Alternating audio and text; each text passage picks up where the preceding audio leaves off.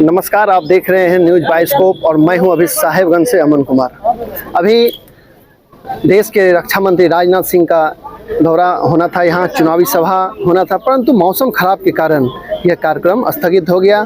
उनका जो चॉपर है वो 3 बार उतरने का प्रयास किया, परंतु उनके जो पायलट हैं वो सुरक्षा दृष्टिकोण को फॉलो करते हुए वे अपने विमान को यहाँ नहीं उतार पाए और उन्होंने टेलीफोन दूरभाष के माध्यम से, मोबाइल फ़ोन के माध्यम से लोगों के बीच, जो इस श्रीधर मैदान में हजारों की संख्या में लोग पहुंचे हुए थे, उनको मोबाइल के माध्यम से, फ़ोन के माध्यम से लोगों को अपना संदेश सुनाया। आइए हमारे बीच छत्तीसगढ़ के प्रभारी और किसान मोर्चा के राष्ट्रीय मंत्री हैं भुजंगी यादव जी। हम इनसे जानना चाहेंगे कि इस बार का जो लोकसभा चुनाव है, यह लोकसभा चुनाव कुछ अलग इस बार दिख रहा है, क्योंकि पूरे देश में 400 पार का तो नारा लगा हुआ है, परंतु यह जो राजमहल लोकसभा सीट है, यहाँ बांग्लादेशी घुसपैठ का सबसे बड़ी समस्या है और यहाँ के जो भारतीय मुसलमान हैं वो भी इस बात को समझ रहे हैं कि बांग्लादेशी मुसलमान, बांग्लादेश से जो आए हुए लोग हैं, वो सबसे बड़ी समस्या इस एरिया के लिए बना हुआ है। और इसी क्षेत्र से 2 बार सांसद विजय हांसदा को जनता वोट दिया और उन्होंने सांसद भी बना। क्या इस बार जनता भारतीय जनता पार्टी को वोट करेगी और किस मुद्दे पर वोट करेगी? जैसा कि आपने बताया कि बांग्लादेशी घुसपैठ की बात है, निश्चित तौर पर ये बड़ी समस्या है। यहाँ के बांग्लादेशी घुसपैठ जो मुस्लिम लोग आ रहे हैं, तो वो केवल हिंदू का और मुसलमानों का भी तो हक मार रहे हैं। जो घुसपैठ करके आ रहे हैं तो वो तो सभी का हक मार रहे हैं। यहाँ जो लाभ मिलने चाहिए उसमें से बंटवारा हो रहा है, वो भी हिस्सा ले रहे हैं। तो ऐसे लेकिन तमाम लोग यहाँ के बांग्लादेशी घुसपैठ से मने परेशान हैं और इसको निश्चित तौर पर इस पर लगाम लगनी चाहिए और निश्चित तौर पर आने वाला दिन में बड़ा कदम कुछ हो सकता है। लेकिन यहाँ के क्षेत्र के स्थानीय सांसद के बारे में जहाँ तक सवाल आपने किया है, स्थानीय सांसद को पहचानता तक नहीं है लोग। जो वोटर उनको वोट दिया उसके बीच में 10 साल के दरमियान वो एक बार भी झांकी मारने नहीं गए। तो वैसी स्थिति में वो सांसद के प्रति लोगों का काफ़ी आक्रोश है, खास करके अकलियत के लोग हैं या आदिवासी समाज है या माने जो क्षेत्र के लगाव रखने वाले कि हमारे सांसद होना चाहिए, जो कि यहाँ की समस्याओं को राष्ट्रीय स्तर की पर उठा सके, लोकसभा में अपनी बातों को रख सके, लेकिन कभी नहीं उनको देखा गया।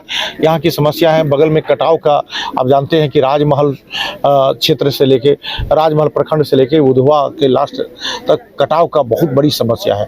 बहुत सारा जमीन जो कट के चला गया, घर बहुत सारा हजारों की संख्या में घर कट गया है, लेकिन एक बार भी इस संबंध में नहीं बात उठाया, ना ही कोई रेल के यहाँ के साहेबगंज और बड़हरवा पाकुड़ तक का जो रेल का जो समस्या है, बहुत सारी रेलगाड़ी है, ठहराव तक नहीं है, बहुत सारी इस रूट में ट्रेन आ सकती है, लेकिन एक मांग करेगा तब ना।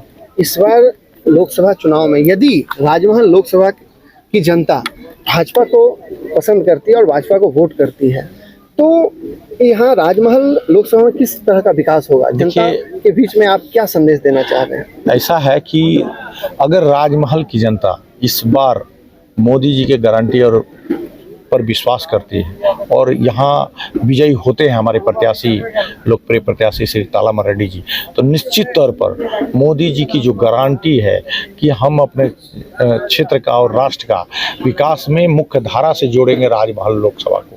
राजमहल लोकसभा विकास के मुख्य धारा से भटक चुका है। 10 वर्षों से यहाँ पर बुरी तरह से मतलब पिछड़ गया है और 10 वर्षों से आज मान ले बड़ा बड़ा काम हुआ, जो गंगा पुल बना, बंदरगाह बना या रोड नेशनल हाईवे रोड 4 लेन बन रहा है, ये तमाम काम हो रहा है। लेकिन जो ज्वलंत समस्या है बहुत सारी राष्ट्रीय स्तर पर, या कोई मेडिकल कॉलेज है चाहे इस तरह का कुछ तो कर नहीं पाए, नहीं कुछ इस तरह का आवाज़ यहाँ पर जैसे कटाव है या बांग्लादेशी घुसपैठ है, इस पर रोक नहीं लगाने के लिए इस पर कुछ नहीं किया। रेल के तमाम रेल जो जा रही है उस पर कुछ नहीं कर पाए, इसलिए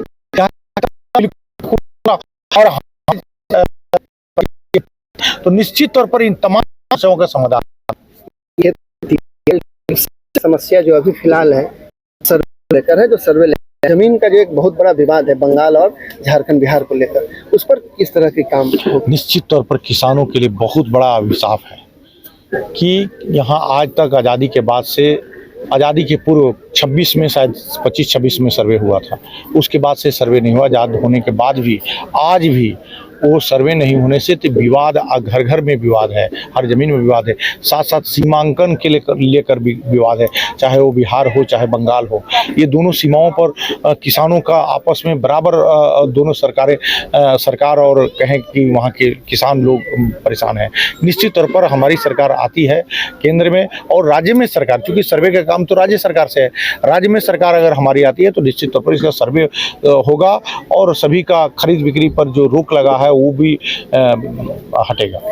देखिए, हमारे बीच बजरंगी यादव जी थे और इन्होंने कहा कि राजमहल लोकसभा का यह जो उधवा प्रखंड है, उधवा प्रखंड के लोगों की सबसे बड़ी समस्या है जो दियारा बेल्ट के लोग हैं, दियारा में रहने वाले जो लोग हैं, यहाँ सर्वे लैंड को लेकर, क्योंकि इनकी जो ज़मीन है उनको रजिस्ट्री बंद हो चुका है, मोटेशन नहीं हो रहा है, बहुत तरह की ज़मीन से संबंधित बहुत मामला है। और इन्होंने कहा कि यदि सरकार बनती है, राजमहल लोकसभा से सांसद हमारे चुने जाते हैं और राज्य में हमारी सरकार बनती है, तो निश्चित ही ये जो बहुत बड़ी समस्या है जमीन संबंधित मामले को लेकर यह पूर्ण होगी। और भी इन्होंने कई कुछ कहा, यह तो समय ही बताएगा, क्योंकि अब 1 जून को चुनाव है और 4 जून को मतगणना भी है। अब इस 4 जून में क्या राजमहल लोकसभा सीट भाजपा की झोली में जाती है या नहीं, यह तो समय की बात है। सहयोगी कैमरामैन के साथ साहेबगंज से न्यूज वाइस्कोप के लिए अमन राय की रिपोर्ट। एलीट इंस्टीट्यूट, अगर आपके अंदर चाह है तो एलीट आपकी राह है। IIT हो या मेडिकल, आप चाहते हैं अपने आप को उत्कृष्ट दिखाना, आप चाहते हैं खुद को एक IITian के रूप में दिखना या मेडिकल के क्षेत्र में आगे बढ़ना,